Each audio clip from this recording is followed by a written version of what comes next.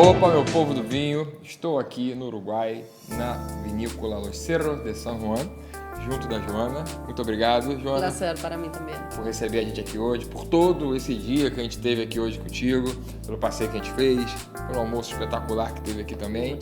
E a gente está aqui hoje para falar, para quem está assistindo, um pouco melhor sobre a vinícola, sobre essa vinícola que a gente tem particularmente aqui uma história muito grande, que é a primeira vinícola. É a mais antiga do Uruguai. A mais antiga do Uruguai. Então, assim, isso é importante, a gente vai conhecer por trás de toda essa história rica que existe aqui no lugar. E você que está vendo o vídeo, como sempre, eu peço, se você ainda não fez isso, para você se inscrever no nosso canal, para você compartilhar esse vídeo com quem gosta de vinho também, com quem você está querendo viajar junto, quer vir conhecer o Uruguai, conhecer as vinícolas do Uruguai e, claro, baixar também o aplicativo gratuito do Intervino, tanto para Android quanto para iOS, que tem uma série de informações sobre o mundo vinho e também um guia de turismo com todos os detalhes das atividades aqui dos Cerros de San Juan. Joana, acho que, assim, primeiro de tudo, vou fazer a pergunta em português, você fica à vontade para responder em espanhol, porque o pessoal que acompanha a gente sabe que tem as legendas e tudo, pode ficar tranquilo para responder em espanhol. E assim, acho que para a gente falar do Cerro de San Juan, é importante a gente falar justamente disso, da primeira vinícola do Uruguai. Exacto, comenzó en 1854 con la familia Lausen, una familia alemana que llega interesada por características y por historia que encuentra en este lugar y comienzan a crear lo que iba a ser la bodega que terminan de construir en 1869. Después de algunas etapas durante muchos años, llegamos al día de hoy donde se incorporó tecnología, donde se volvió a traer a la mesa toda esta nueva historia a través, en realidad, de todos los vinos que se están haciendo actualmente. Isso aí é algo que a gente, o turista que vem aqui, pode ver. Logo que você vai entrando na propriedade, você vai vendo a história ali, porque vocês mantiveram ainda e vocês estão pensando também em fazer algumas coisas com essas construções antigas que estão aqui desde o início. Sí, en realidad desde que ingresan a este lugar van a encontrar pequeñas casitas, que era un pueblo de 1860, llegó a tener 1.500 personas aquí viviendo, por lo cual estas casitas también se van a restaurar y va a ser la opción de alojamiento donde puedan quedarse para vivir tanto la historia de la bodega como también de cada una de esas casas. E a gente está aqui nessa região, Los Cerros de San Juan. A região é Los Cerros de San Juan. Uhum. E o que a gente tem, assim, porque para quem está vendo, a gente já foi em Maldonado, em Canelón, em Montevidéu, em Carmelo. Aqui é uma região também específica, que é Los Cerros de San Juan. E o que tem de particularidade nesse terroir aqui que permite que vocês produzam esses vinhos? Aquí lo que tienen estas videras, estas plantas, es que viven mucho de la piedra. Están plantadas directamente en piedra. Parte de nuestra línea de vinos, hay una de ellas que se llama Cuna de Piedra y es justamente emblemático ya que la uva nace desde la piedra y también se cría dentro de un hueco en una roca que hicieron estos alemanes para evolucionarlo. A la vez hay una unión de tres corrientes, el arroyo Miguelete, río San Juan y río de la Plata, que forma un microclima muy característico y permite una expresión diferente de lo que son los vinos. Isso é importante porque, mais uma vez, para quem está acompanhando, a gente fala, sempre bate nessa tecla, que o país do Uruguai, apesar de não ter uma população tão grande assim, ainda mais pra gente do Brasil, que está acostumado com muita gente, a gente tem uma variação muito grande, num território não tão grande assim, de vinhos distintos, de regiões distintas. Isso é algo bem relevante. Inclusive, vocês aqui têm algumas videiras, justamente por conta dessa história, são videiras bem antigas. Tenemos algunas videras que llegan a tener 45 años, si bien no son las mismas que trajo esta familia alemana, fueron reproducciones de las mismas y que nos trasladan mucho de la historia también. Riesling y Gewürztraminer, que son dos de nuestras cepas emblemáticas, digamos, traídas por los alemanes también, permiten una identidad diferente. Hoy en día en Uruguay hay muy pocas bodegas que está desarrollando y que sigue con esa tradición, en conjunto con lo que es el Tanat y el Cabernet, que siempre está más arraigado, digamos, a lo que es Uruguay, pero se mantiene la identidad de Riesling o Gewürztraminer, que fueron las uvas alemanas que trae la familia. E falando do Riesling e da Gewürz, que assim, não é algo também tão comum de se encontrar aqui no Uruguai, vocês também têm um método de produção com umas talhas que tem também umas talhas com estilo mais romano. Vocês têm ovos de tulipas, que vocês chamam aqui, né? Que são de concreto, de pedra. Falar un poquito más sobre eso para que está Hoy en día, como les contaba, se hizo un reciclado total hace un par de años atrás a la estructura antigua. Este lugar es patrimonio histórico del Uruguay desde el 2004, por lo cual la historia por fuera la vamos a seguir viviendo. Siempre lo que ayudamos es un poco a la parte interior.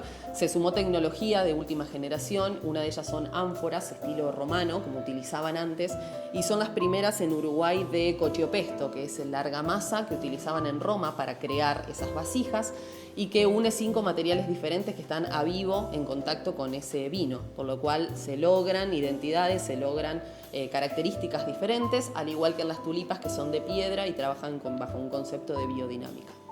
Isso aí é algo que vocês, essa busca pela história também, é algo que vocês querem manter, né? Trazer essa... Sí, la línea Lausen, que es una de nuestras etiquetas actualmente, justamente se hacen esas ánforas juntando un poco el inicio de la bodega con esa familia alemana y también el inicio de los vinos por parte de ese tiempo de Roma, de esas ánforas que se utilizaban de cociopesto, y se trató de unir las dos cosas contando una misma historia a través del Gueu y del Riesling, que eran identidad de la bodega. Sim, maravilha. E um ponto também diferente que existe aqui, que também não é tão comum assim no Uruguai, que é justamente os espumantes, né? Porque a gente não encontra com tanta facilidade vinícolas fazendo espumante aqui no Uruguai, e vocês fazem um belo espumante. Nosotros tenemos un extra brut, sí, también bajo la línea Lausen, porque el vino base que se utiliza para el método champenois, en realidad es una fermentación tradicional que se hace en las ánforas, el vino base, entonces por eso sale bajo la línea Lausen. Es un rosé extra brut, como te decía, a base de Chardonnay y Pinot Noir. Um outro rótulo que ficou marcado, né, que ficou, não, mas que está sendo importante ali para vocês no quesito de reconhecimento da vinícola também, é o Cabernet Franc, que é uma cepa que, assim, óbvio que a gente fala do Uruguai e todo mundo pensa no Taná, logicamente que ninguém está entrando ali no grau de importância do Taná para o país, mas é importante também a gente ver essas outras castas ali tomando protagonismo, e o Cabernet Franc aqui especificamente tem um lugar de destaque.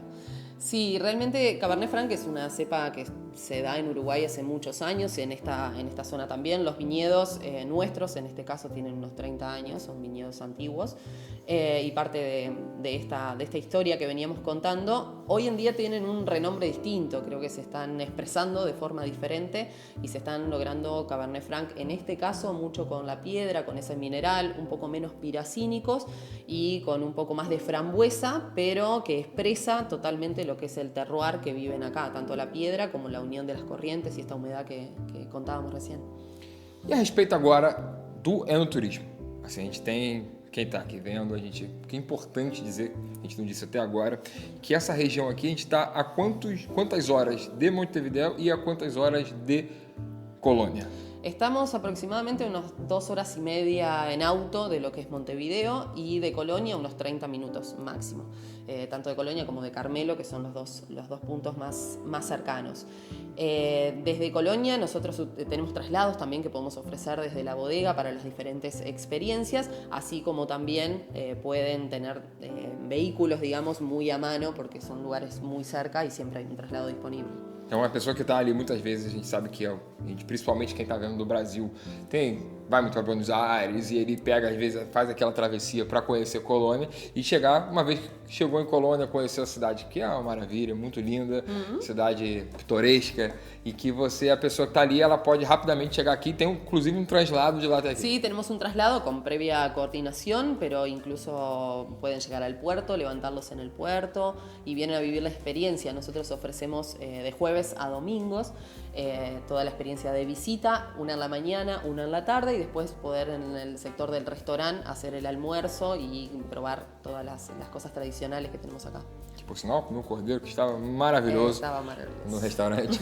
E vocês têm também alguma degustação especial para grupos especiais que vocês fazem? Sí, en realidad nosotros tenemos experiencias generales, que son los que tenemos en la web también y demás, que todos pueden acceder, y después realmente creamos la experiencia que necesite ese grupo. Cada uno sabe si lo quiere más técnico, si le gusta más la parte histórica y demás, y vamos personalizando, digamos, lo que es esa degustación. Ahora en esta cava que que estamos grabando se van a vender diferentes experiencias más sobre lo que es quesos. Acá antiguamente hubo una quesería, se está volviendo a hacer todo eso también, una producción de quesos de oveja. Entonces nada, se van sumando experiencias en general para todos, y después para lo que son grupos es solo consultar y creamos una experiencia particular para cada uno de ellos. E tem inclusive uma outra cave de vocês aqui que foi feita dentro de uma roca.